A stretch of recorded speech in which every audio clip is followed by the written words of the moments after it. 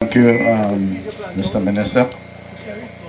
One of the things I would want to say is that the trees that the minister planted since he come in here, he is 4 years, as he's talking correct.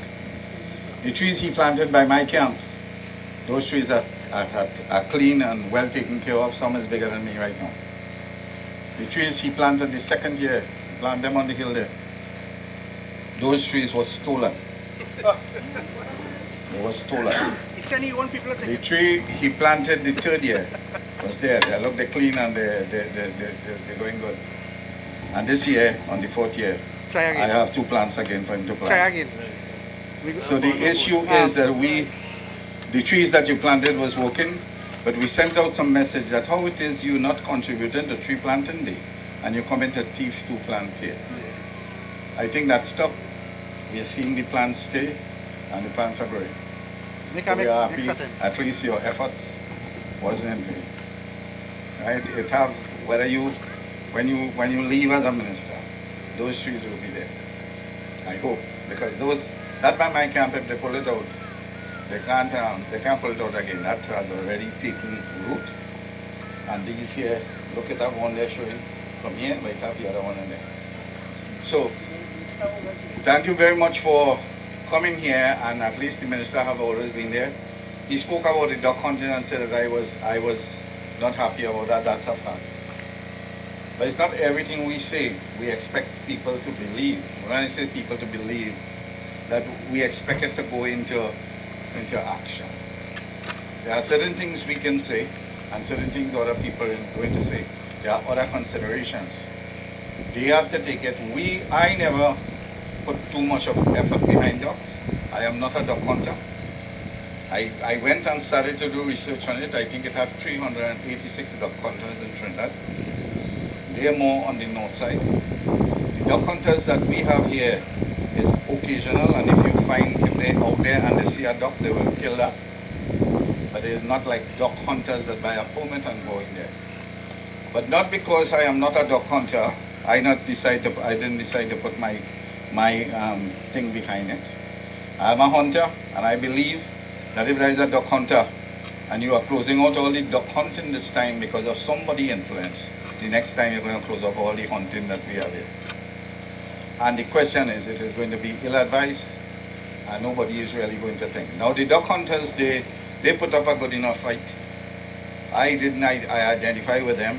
I go with them sometimes. They just keep on calling me to little things, right? But I always tell them that the opportunity, the decision is the administration. We'll have to visualize that as the seed. I could only talk the science and tell you that the Trinidad and Tobago is one step in a territory. It's not because you're not seeing ducks here. If the conditions in Trinidad is not suitable, they might be in Venezuela, they might be in Guyana, because that is also their territory. So when we have ducks coming here to multiply or for food, we don't have the rice land, for example, right now, because all our rice plantations is going under. The feed for ducks is getting very lower. The animals that are the seeds that the duck is eat, so you would not find too much ducks visiting Trinidad. And that's why some of the population shorten. But it don't mean to say that the ducks are not in Venezuela, or the ducks are not in Guyana, right? The same ducks that were coming here, once the conditions are suitable for them there, they're going to stay there. And that's the way the duck live. The duck, when we talk territory, Trinidad is not a territory. Trinidad has always been a stepping point where you actually get food, or you get, depending on the duck, right? And that's the kind of information I spread to them. I was giving them those type of information. I say, boys, all that affected harder if all you're on the thing. But that is the situation. As I say, we are not angry, 100% angry with a move like that. But that move had to be a little more open-eyed. Like, for example, Mr. Minister, one of the things that hurt, and I would say hurt, a lot of the hunters. Nobody on that committee that I was advising you was a hunter. That is the information we have. right, where he was using I don't want to call names because people will start talking. But all these people were people who appear to be conservationists. And they have gone down in the thing as being conservationists. They were never a hunter. So when you take the hunter and move him out, you did not have the hunter side of that story. And you did not have that logic. You only had that information from one side, where these people survive in conservation because of the times that they passed through, right? And the times that they were passing. I don't want to bad talk people, conservationists. I don't do that. But the point here is if you're in a time and the country is looking up at that type of information and you are providing it, you will be up there. And if you're not talking the things they want, you will not be there. Right? It's a politics, you know. It is politics. The question is that hunting, that simple thing about that duck thing, the handling of that duck situation is politics. A lot of them who actually talk about closing that duck season never really hunted duck. That caused me to go into that same place, Nariva Swamp, and meet the people who, not the people who just talk, not the people who there. I went and had interviews with the grassroots people living there. I never tell them my interest was this duck. So I asked them all kind of things before I talk about the duck. There are areas in the Nariva Swamp that the ducks can still come. Hunters, the duck hunters used to go in that area. There are areas in that swamp that the ducks can't go there. It doesn't make no sense to go there. It's not a swamp anymore. There's not anywhere where the duck could live. But there's an area that they still go. The ducks still come in. Right? So I think, I don't know, some of these fellas who was giving advice, if I have wrong information, well, I have wrong information. But my information was, these were the people who advised, and those people who advise, I know none of them as a hunter, a duck hunter. And I think, just by having one or two duck hunters on that, who will be able to tell you really how these ducks behave. Because these ducks have a time to leave, you know. They have a time to leave. They're not going to stay there all the time. So when you go and you tell yourself, I go see all them ducks there, you ever see no duck? You believe all these ducks die out. These ducks didn't die out. These ducks now in another island. They might have 4 or 5 stops. And that's how they live. And that's why I was disappointed. I was very disappointed in some, especially there was one, the whistling duck. The whistling duck migrates in a certain form. Right? Thousands of ducks. Them ducks. You see, if you look at the multiplication rate and the shooting, now these people, for some reason or the other, when they shooting ducks, all them bunks they shoot, the people, the normal hunter, don't go to hunt ducks because he only licensed to hold 8 boxes of shell. A fella who go to hunt ducks, sometimes he shoot that in one day. So the fella who is the hunter, here going to hunt duck, it's just a few people who could afford this cartridge, who in a position to get the cartridge. Those are the people who want ducks. Those are the people who want ducks. The average man, you ask me to go to hunt duck, where I get shell for that? Where I get shell for that? I will go with you on a little excursion one day. That might be one day in a few years. And these are the reality.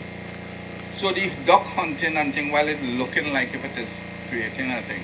And look at another thing with the duck hunting. When you go, ask your same fellas who are advising you, what time did they shoot the duck? They have to shoot the duck when the duck is flying. In that grass, they can't see the duck. So if a duck has 8 or 9 chicken here and you're not seeing that. You see when the duck fly up. And when they fly up and they go in, these are the ducks they're going to shoot. You're not going to see no duck in the ground. You can't see it. And these are the realities. Now, that's why I went on that bandwagon, decided the fact that I was a hunter and they are hunters. And I am still with them. I am hoping that you all could change some of those ducks and put it hunted. I am hoping that you reach a stage where you say, because let me tell you something, if a man is allowed to hunt the duck, he takes more care of it. You know right now when you close the season, or when you ban duck hunting, what happens? Nobody cares about them duck, you know. If people come in the back there and they shoot 50, all of them, they say, that's what the minister wants. They shoot that, you know.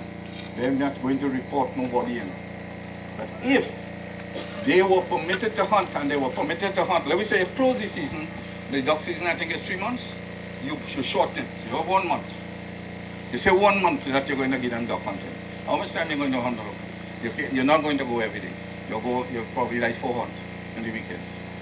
And you had to shoot the duck while they're flying. So they could have used that method. And you would have get 100% support by the same people who get that opportunity to hunt, they will get it. If you stop using anything, they don't have to be living. If you buy a new brand car, look that Prado there, you park up that Prado there and you don't use it. And you tell yourself anything that happens, that Prado is not going to start in a little while. You must have use. And if you didn't put it to use, it is not going to work. And that's the same thing when we're talking about duck hunting, animal. That's why people who want to come here in Trinidad now and say ban season, they have a misunderstanding of management wildlife. Because the people who actually use wildlife, people who are in the thing, they are people who are in the lower thing of life. They don't go nowhere to hear them thing. They make even watch the news. Right? So while you say you do it and you pass it and you get it, everybody news, the news on, so the next morning, 2-3 of them go in the back and they shoot it and no more. But the fellow who does watch news, he have a different thing. He go watch news, he might even go to vote, you know. Don't think that fellow even might even vote. Because that's the way they think. They're educated. But I thank you very much for coming. At least when you come here, I don't know if we send sufficient information to you, but the intention and the way that when you're so once again, I must thank you for coming. And as we say, I don't expect my views to always carry, but the point here is of ducks. My concern was that exactly what he said. You heard what he said? There's only a few people in the country could afford, and I could call their names. And I got no advice from anybody on ducks. I got no advice. Nobody came and whispered that into my ears. I took that to the WLCC based on other work I had been doing on birds. And I took it to the WLCC, not because I had a concern about the duck population, but because the duck are migratory ducks. We do in fact have a resident population in the swamp now. The ducks are migratory, so you'd see that they're here and then they're not here. It had to do with the fact that it was just a small group, and they were if you go early in the morning as I have gone, and I've gone with them, you see that they shoot, they offload all this ammunition out there, and if they take one duck out of what they shoot, there is plenty. And I also want to say on the WLCC, on the duck, I made that presentation to the WLCC. I didn't send anybody. And there were 2 hunting representatives there. Riza Mohammed, who I deliberately put on the WLCC as my representative. Riza is a hunter, and Buddy Miller is a hunter. So there were 2 hunting representatives on that committee, and the entire committee endorsed what I proposed. And I didn't mention before, as you talked about reducing, on the changes, I didn't mention that we've reduced the hunting season for iguana. So it ends on December 31st, and that is because of the data that shows that they should be protected during the breeding season. That is one. And the other thing about iguanas, I've put a complete ban on iguana hunting within the boundaries of Port of Spain, and that has nothing to do with the population. In fact, when I saw the iguanas where I live in a government house in Port of Spain, and when I see the iguanas that were traipsing across the yard Friday, I said, well, I am suffering myself, because I would like on October 1st to get hold of 2 of them, right? But the problem in the city and in other parts, I have not been approached by anybody outside Port of Spain. But in Port of Spain, a lot of people were complaining that people were coming in their yard with air guns and coming after iguanas it was making. And you know the air guns now, you know, they look like the real thing. And you can't differentiate, and people were coming. So we did 2 things. We removed, we banned the iguana. That will lead to another problem, by the way, because in Florida, for example, overpopulation of iguanas, the biggest threat to cable transmission in the state of Florida is iguanas. They're up on the poles and they eat the cable wire. You wouldn't believe that. That's the biggest threat. So we may eventually have an issue in the city with overpopulation. We may have that. The other thing we did together with that was to impose a 50,000 fine and 10 years in prison for people who are found on land without reasonable excuse. So if you go in somebody's yard, the police can now lay a charge, and that should increase the protection that trespassing.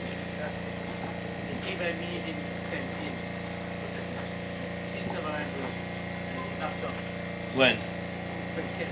Uh-huh.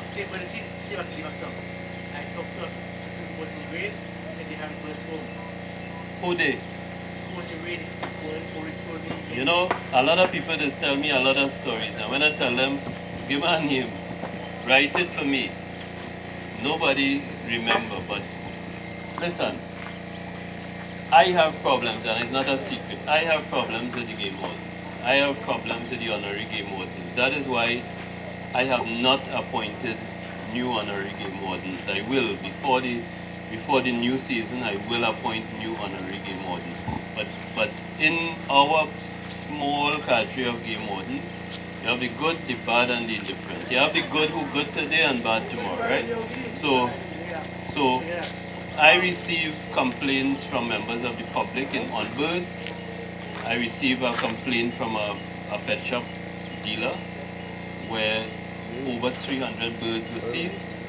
I investigated it. I found that game wardens acted properly and they retained the birds. But I don't know, I can't say. For the birds?